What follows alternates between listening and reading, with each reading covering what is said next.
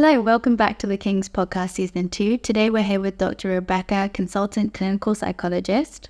And today's topic is going to be all about anxiety and burnout, and we're very excited to be talking to Rebecca today. Would you be able to introduce yourself for the listeners at home, please? Sure. I'm Dr. Rebecca. I'm a clinical psychologist and clinical neuropsychologist here at King's. I've been with King's will be almost 3 years later this year. And I work across the age range with children, adolescents, and adults.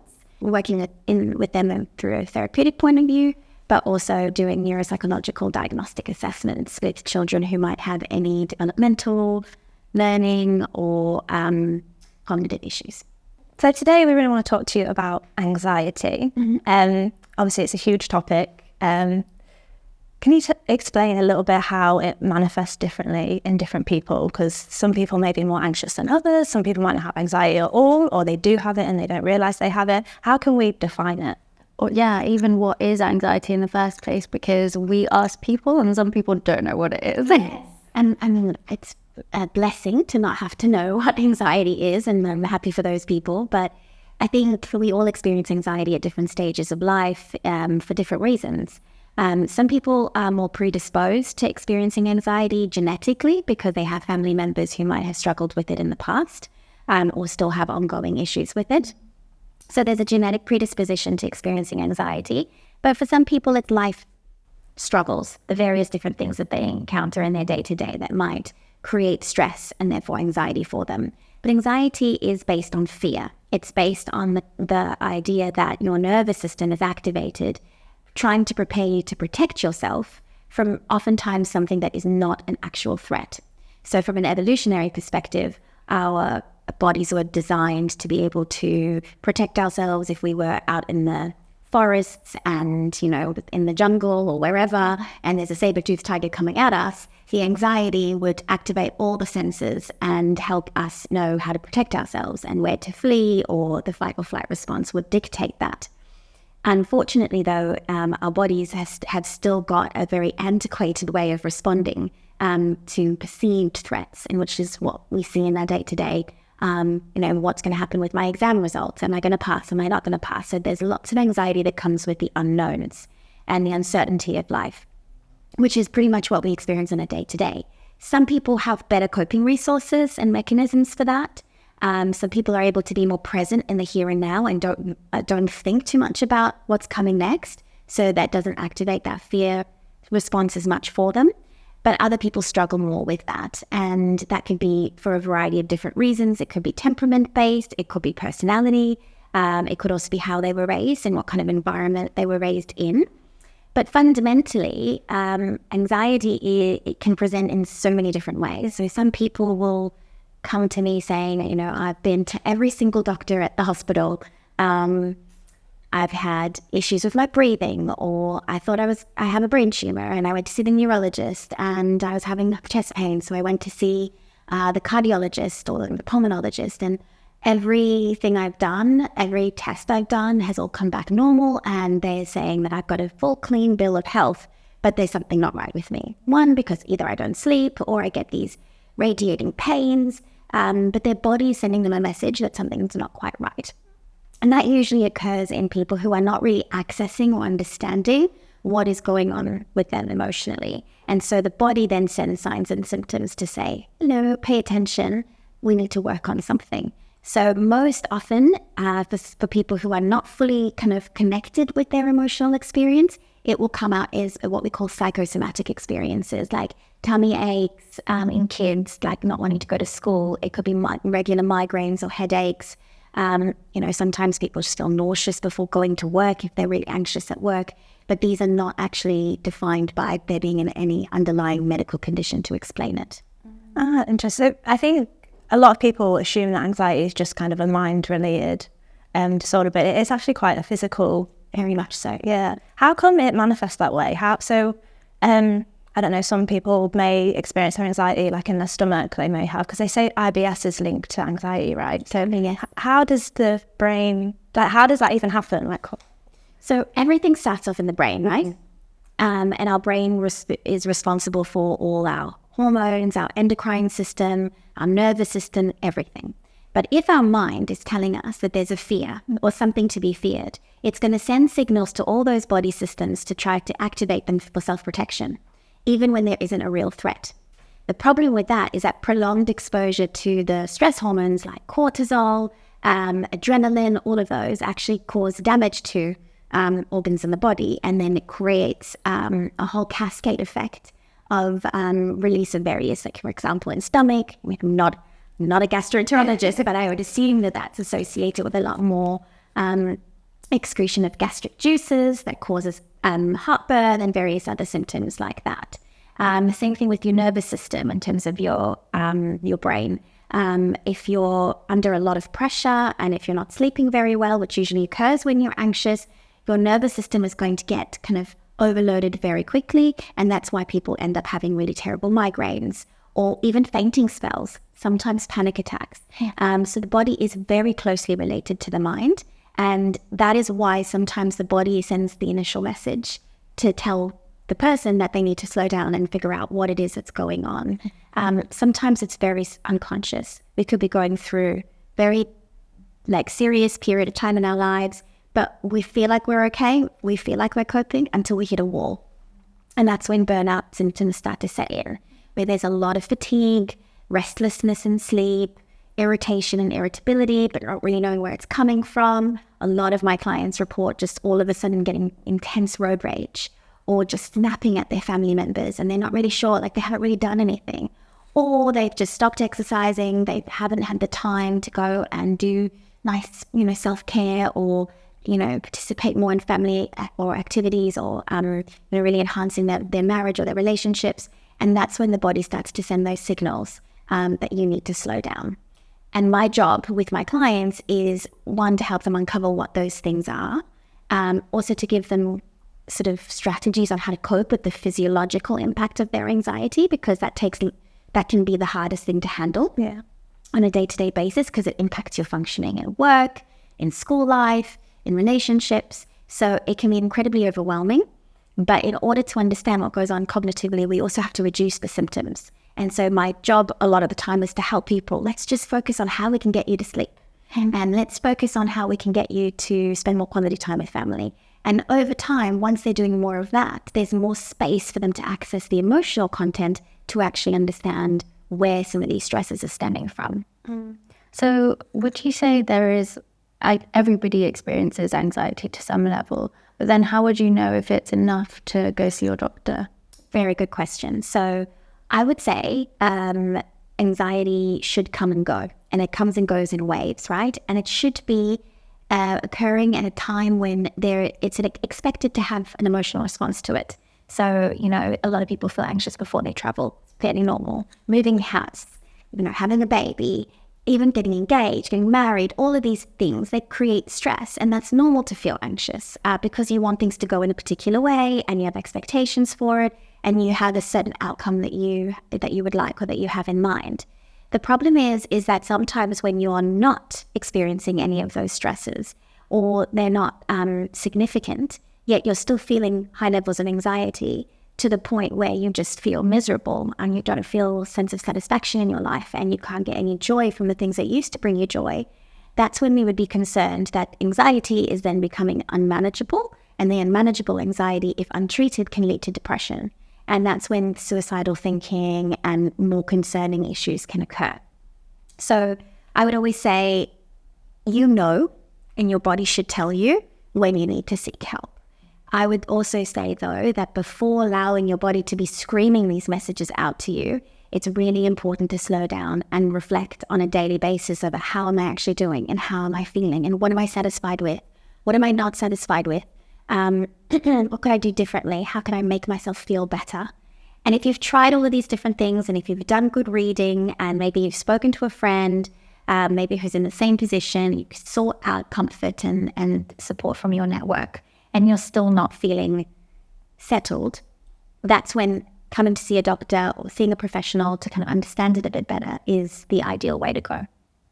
So if somebody doesn't really need to see a doctor yet, is there little things that they can do at home or by themselves that they can actually help their anxiety themselves? Absolutely. Yeah. It really starts with very basic things.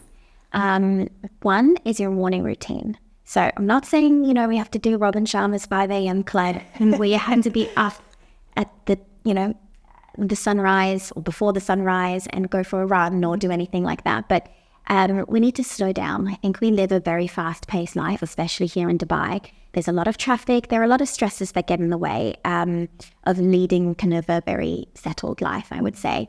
And when we wake up in the morning, how much time we spend kind of getting ourselves to feel settled, calm, doing some mindfulness, meditation, listening to audios is very helpful. I do recommend exercise in the morning for those people who have the time for it. And it doesn't have to be intense. It doesn't even have to be going to the gym. It could be just going for a walk around our neighborhood if the weather permits. It could just be doing stretches or doing, a little yoga video before you start your day. I think it's really important, especially for those who work from home, to make sure that they wake up around the same time every day, that they're consistent in their morning routine, having a good, healthy breakfast. It's all basics. And if we go back down to our childhoods, we probably would discover that we probably had a lot of those healthy habits then. And then as we get older, we're spending more time waking up first thing and just checking our phones and then scrolling. Then all of a sudden we're like, I don't have time to get ready. And then we get into the car and we're rushing and we're driving terribly and we're aggressive. And that's when the anxiety and the stress sort of slowly starts to build over the course of the day. Yeah. Another important thing is in the evening is your sleep routine. It's so important that we go to bed at a predictable time. Routine creates safety and comfort. And that's why babies and kids thrive when they're on routine, because there's predictability and that makes them feel less anxious and more settled. So if you have a similar routine at bedtime, doing things that calm you, obviously eating well, not watching too much TV before bed, not scrolling on your phone before bed, reading a book, all the basics that we used to do, right? I guess in my time it was before devices about that. People joy. But I think also another important thing is to make sure that we schedule pleasant and pleasurable activities weekly. So we should always have something to look forward to in the weekend. I think it's important that we do stuff in the weekday as well, whether that be exercise or catching up with friends or, if you live close to the beach, go for a walk on the beach. Do little things that help to ground you. Spending time in nature is a big one. Harder to do here, but now that the weather's good, it's definitely doable. And I would say that it's just really, really small things. Every now and then, pamper yourself, get a massage or, go for a hike. Do something that you don't normally do. But sometimes it's important to do some of these things on your own. Because when you're on your own, you have the opportunity to think, to reflect, to really try to access what is going on for you emotionally. And we don't do enough of that. Yeah. We don't know how to slow down, especially in living a fast-paced life. And so I think every day we should be just giving ourselves 5 to 10 minutes, and that's not a lot, just to sit quietly and think. Some people like to do their thinking in the bath or in the shower. Some people like to do it on their drive to work with no music playing or anything. Some people like to do it kind of just as they've woken up, and they just do a little meditation and then just a little self-reflection over what they want or hope to achieve for the day. Some people do it through prayer. So it really doesn't matter how you do it, but we need to slow down and give ourselves those 5 to 10 minutes every day just to do a little self-check-in. Yeah. So it really is just stripping it back to basics, really, and just taking that time to just do something for you, not for other people, not for work, just literally just for you. Absolutely. And we're not very good at that. No. And especially as our lives become bigger and as we become parents and we have kids and we have jobs, we have responsibilities, we have partners, we might have aging parents or family members. People love to visit. And there's all sorts of things that you have to constantly adapt to. But if you are always giving to others around you, which is an important part of life, we all give to one another. But if we're not receiving and if we're not filling up our cup, we're going to burn out. And burnout happens very quickly. And sometimes it's a lot harder to come back from when we've let it go too far.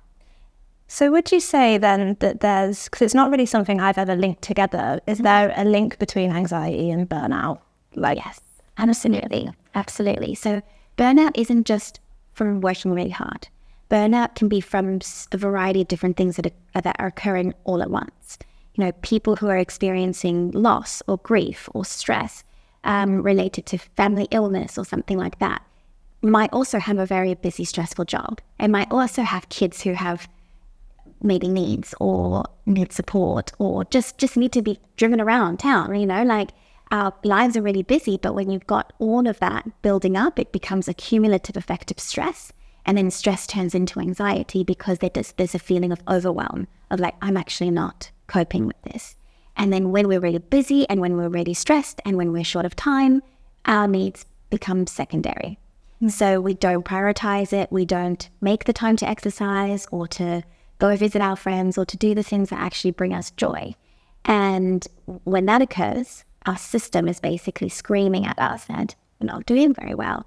And then all of a sudden you get invited out to go out and you're just too tired to do it. Yeah. Or the weekend comes along and you've got all the time in the world, but you don't want to do anything because your body just needs rest. And then that makes you sad because you feel isolated and withdrawn, and then that adds to the anxiety. And so knock-on effect. Absolutely. Yeah. And that's why long periods of burnout and untreated anxiety can lead to depression. And so that's why we need to be very conscious of the fact that it starts to impact functioning. So all of a sudden, relationships start to become really challenging. Work relationships even as well. Work stress or not being able to cope with the stress or being avoidant of work. All these sorts of things can kind of come as secondary to the fact that you just haven't paid enough attention to what your own internal needs are. Do you find a lot of that in Dubai, the burnout and the anxiety? Absolutely. I feel like it must be quite common. It's a very work-centered, work-driven environment here. And also keeping in mind that Dubai is a place that's filled with, very high-functioning, intelligent professionals who come from all walks of life, from different cultures where, work is experienced differently. And the mix of cultures in how we work and how we do things also contributes to that. But because we're all very high-functioning individuals, there are high expectations. And because we are living in a tax-free environment, the expectations of those high salaries that we get are also a lot higher. So work-life balance is a lot harder to achieve. People work a lot later than they would, let's say, back home where I'm from in Australia. Things are not as regulated in terms of what's kind of acceptable. Apparently in France, I've read that they don't talk about work on the weekends, and it's like you're not allowed to. Whereas here, I think work never really stops. Definitely not. Especially if people don't have traditional day jobs that are sort of the 9 to 5. People who are consultants, people who work in real estate, they're always on their phone. They're always working, and in some careers, you really need to hustle here. Yeah. And life in Dubai is really expensive. So a lot of people need to work very hard in order to have a good life here. And it balances out because we do have lovely opportunities to have great life here. But it doesn't mean that we can avoid the stress that comes with it. So Dubai stress is very high. And we're just also talking about things like how busy the roads are at the moment. Getting anywhere is really hard at the moment. So people have to add time to their journeys. People get stressed. People don't drive well. Then you've got a cyclical effect. And in addition to all of that, you've got processes and procedures that are just different to how it is in your home country. So sometimes getting things done that, in your mind should feel very simple has lots of different steps that go with it that can create stress. And that's just, I think, very typical of the UAE and the region. But then it balances out by also having so many things that are really easy and really accessible. Like anything can be delivered to your door. Whatever you need, whenever you want it, it's like that. But there are other things that take longer and more frustrating, time-consuming, irritating. And I think with that on top of, busy school runs and kids who have loads of activities after school, and we've got really highly scheduled lives for ourselves and for our families. And it takes away from the opportunity just to sit and be and kind of have quiet time. And I feel like Dubai, it's very much like a work hard, play hard kind of lifestyle, especially with some of the younger people here. Yeah. And that can be problematic in and of itself because the more you play, that means in some ways it could be too much alcohol consumption, going out too late at night, not sleeping properly, not taking care of your health and your well-being. And then that, on top of the stress of work, can lead to burnout a lot quicker.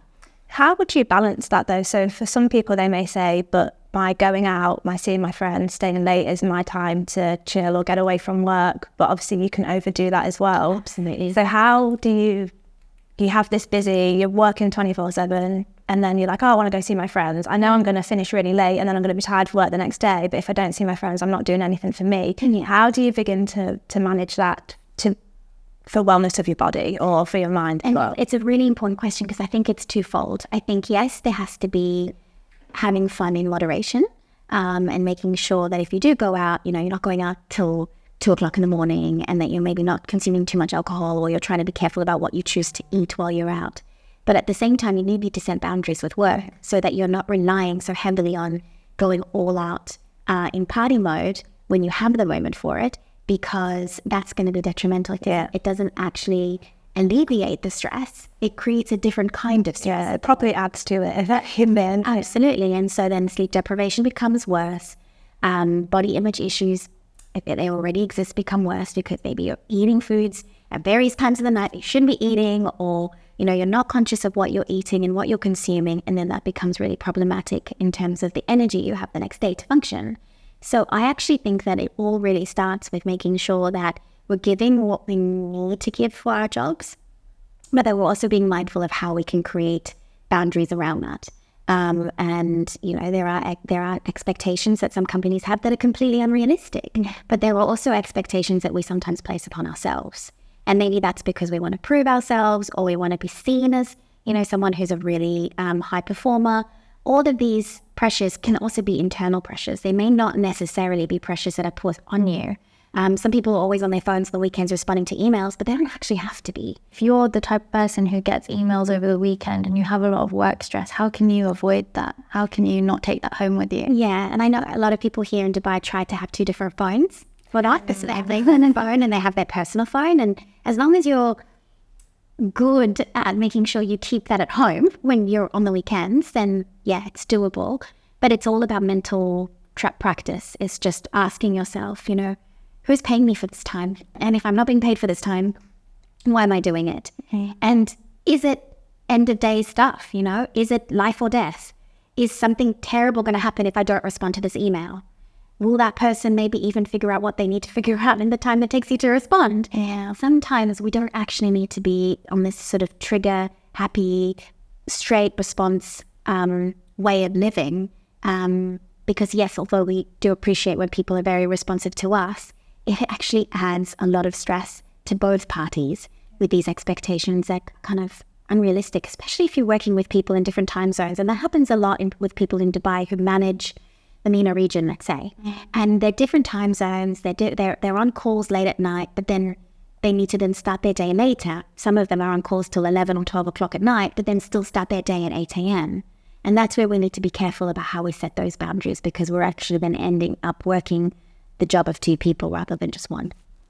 I actually wanted to bring it back to something that you said earlier about anxiety being based around fear, and fear is irrational. But is there any type of anxiety that is rational? Because when me and Danielle were doing research about this topic, we found out so many different anxieties that people we know have. Some of them we don't share, like, maybe someone's scared of an elevator, or maybe someone's scared of the sea. How do we know what is rational and what isn't?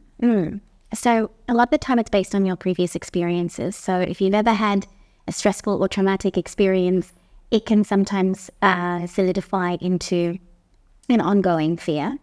And I would say that that's not necessarily anxiety, that's more phobia-based. And there are multiple different types of anxiety, and I should kind of explain that. So we've got the obsessive-compulsive type of anxiety, where a person is unable to stop thinking these intrusive thoughts that are kind of obsessive, that result in them doing a compulsive behavior. Like, let's say I'm terrified of germs, and then the compulsion is to constantly wash my hands. That's less common. I mean, it's not as common as generalized anxiety, where there are people who are just more affected by all forms of things that might create stress for them. And it's really more just about difficulty managing stress that leads to anxiety. But then you've also got the type of anxieties like eating disorders are actually not just about eating. They are an expression of anxiety and a need to control. So some people who feel anxious about, whatever's going on in their family life might develop an eating disorder not because of only body image issues, but because it's the only way that they can create a sense of control and ownership over their life. And so controlled eating helps them feel more secure. And that's how an eating disorder develops. We've also got panic disorder, which is an anxiety disorder where the nervous system is highly activated and it isn't responding to cues around the person to say that everything is okay. And what we need to do with those is try to sort of understand where these stem from. So a lot of the work I do with anxiety isn't just about symptom management. It's also going back into someone's childhood or their early life experiences and trying to figure out where this might have kind of come from. You know, personally, I have a major phobia of snakes. I'm terrified of snakes. Coming from Australia, you would imagine that I would come across snakes quite often. Never seen one, except in like, you know, a farm or like in a zoo. But my daughter is just as terrified of my youngest one loves them. I mean, she would happily go and touch them. Did your daughter get it from you, the phobia? And that's what we don't know. Some of it's genetic. She's never actually seen a snake in the wild. Neither have I.